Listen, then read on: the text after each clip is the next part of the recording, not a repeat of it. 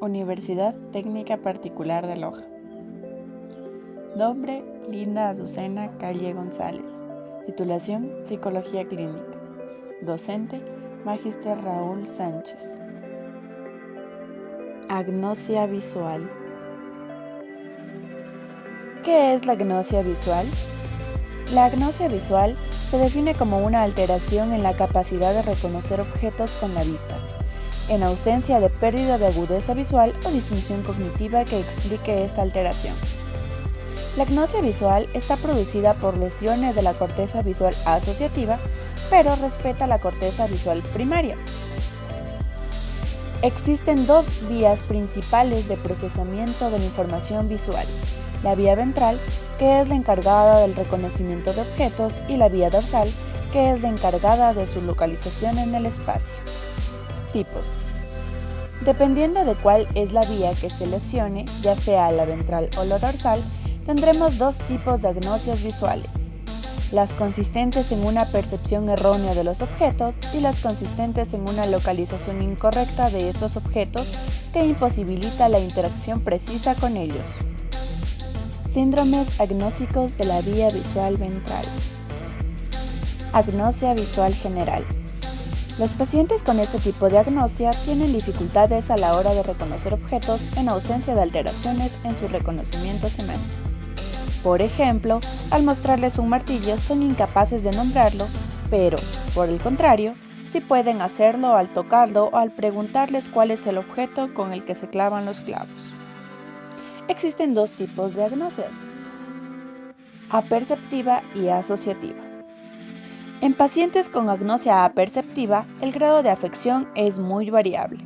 Los pacientes con mayor grado de afectación tienen una incapacidad absoluta para reconocer las formas más sencillas. Por ejemplo, diferenciar una línea recta de una curva. En las formas menos graves, los pacientes pueden tener dificultad a la hora de integrar o agrupar las diferentes partes de un objeto en un ítem diferenciado del resto de objetos que lo rodean. Estos pacientes son incapaces de diferenciar objetos superpuestos, cosa que logran al separarlos.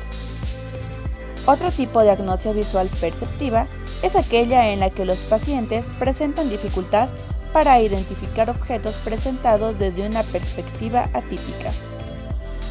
Estas alteraciones se producen por lesiones en la corteza occipitotemporal bilateral de cualquier naturaleza.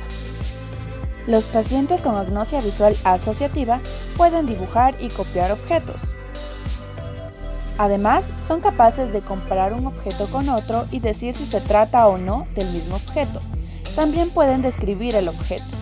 Por ejemplo, al mostrarles una naranja son capaces de decir que es un objeto pequeño, redondo, rugoso y de color naranja, pero no pudiendo llegar más allá de su reconocimiento. Este tipo de alteración se ha descrito tras lesiones localizadas en el giro parahipocampal, fusiforme o lingual de forma bilateral y más raramente unilateral del hemisferio dominante, siendo las causas muy similares a las de la agnosia visual general aperceptiva. Prosopagnosia. Es la incapacidad de reconocer caras previamente conocidas. Los pacientes pueden tener dificultades para reconocer a familiares, personajes famosos o incluso a sí mismos en el espejo. Además, aprenden a reconocer a personas por características específicas, como por ejemplo llevar barba o tener una nariz grande, o por claves no faciales, como la forma de caminar. El grado de información que estos pacientes pueden extraer de una cara es muy variable. La prosopagnosia aislada es rara y frecuentemente se acompaña de otras manifestaciones, como la agnosia visual general, déficits campimétricos, etc., que la relegan a un segundo plano, pudiendo pasar desapercibida si no se examina de forma específica. Acromatopsia.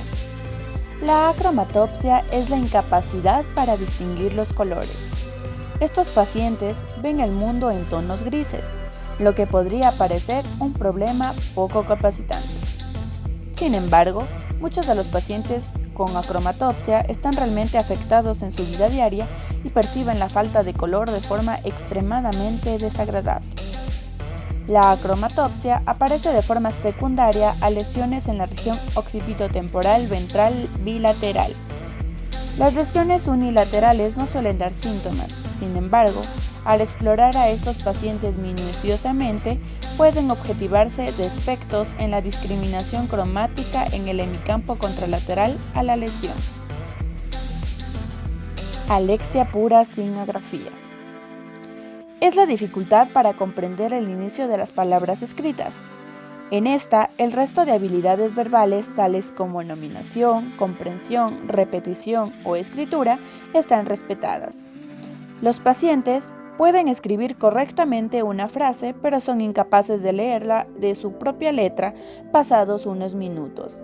Algunos pacientes son capaces de leer al repasar con el bolígrafo sobre la palabra escrita. El grado de afectación en la alexia es variable, abarcando desde pacientes incapaces de leer letras aisladas, números o símbolos, hasta pacientes cuyo déficit les permite leer, aunque a un ritmo más lento de lo habitual. Existen varios tipos de alexia: la alexia superficial, alexia fonológica y la alexia profunda. La alexia superficial puede pasar de una palabra escrita a su expresión verbal, ya que conservan el mecanismo de transformación de lexemas a fonemas. Sin embargo, son incapaces de leer palabras que no se pronuncian igual que se escriben. Los pacientes con alexia fonológica son, por el contrario, incapaces de pasar del lexema a fonema y comprenden las palabras pasando directamente de la secuencia de letras escritas al diccionario ortográfico almacenados en su memoria. La dificultad de estos pacientes radica en leer en voz alta palabras cuyo significado no conocen, y se pone de manifiesto al mostrarles palabras inexistentes. Por último, la alexia profunda consiste en realizar errores semánticos al leer. Si ven la palabra perro, la leen como animal. Topografagnosia o agnosia visuoespacial.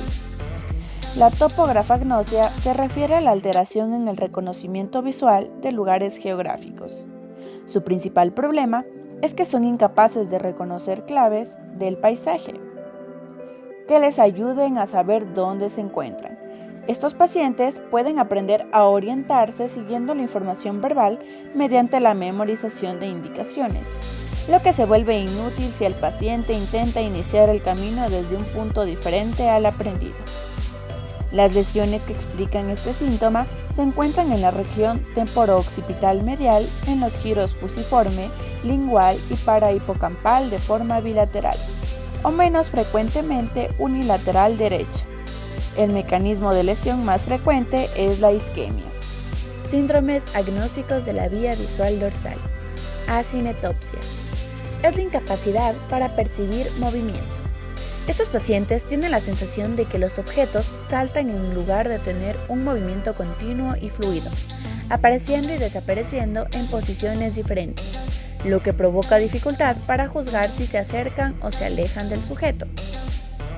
La acinetopsia tiene lugar tras lesiones occipitoparietales bilaterales, generalmente de causa isquémica o traumática. Simultagnosia. Es la incapacidad para ver más de un objeto a la vez.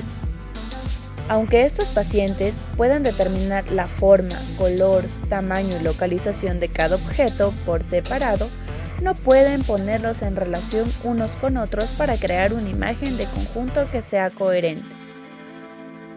Pueden tener dificultad para distinguir entre las diferentes partes que conforman un objeto, o bien para distinguir el conjunto global que forman varios objetos.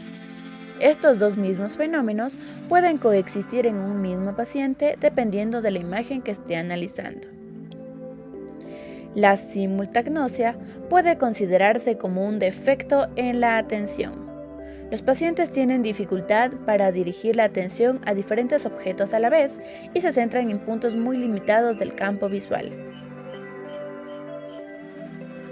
La simultagnosia se ha asociado a lesiones bilaterales de la unión occipitoparietal medial, el cúneo y el surco intraparietal, secundarias generalmente a isquemia o enfermedades neurodegenerativas.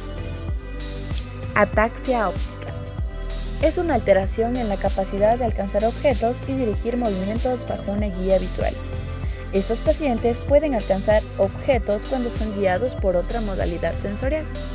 La ataxia óptica se explica por lesiones de la unión occipito-parietal. Las lesiones bilaterales causan ataxia óptica generalizada. Sin embargo, cuando las lesiones son unilaterales, el déficit puede producirse únicamente en el miembro o hemicampo visual contralateral a la lesión. La ataxia óptica se desarrolla generalmente en el contexto de un síndrome de Wallin, debido a la cercanía de las áreas responsables de cada uno de estos síntomas. Apraxia ocular. Es la imposibilidad de dirigir la mirada hacia objetivos visuales. Cuando la afectación es leve, se produce un retraso en el inicio de los movimientos sacádicos oculares destinados a dirigir la mirada hacia un estímulo visual. Cuando el defecto es más grande, el paciente es incapaz de cambiar la fijación ocular de un objeto a otro. Además de un defecto en el inicio de los movimientos oculares, estos suelen ser imprecisos. En casos graves, incluso tras haber conseguido con esfuerzo alcanzar la fijación en un objeto, esta es transitoria y el paciente no logra mantenerla el tiempo que desearía. La apraxia ocular se asocia a lesiones bilaterales de los centros de control ocular parietales situados en el surco intraparietal. Suele producirse también como parte del síndrome de Wallin. Muchas gracias por tu atención y espero que este video te haya servido de algo.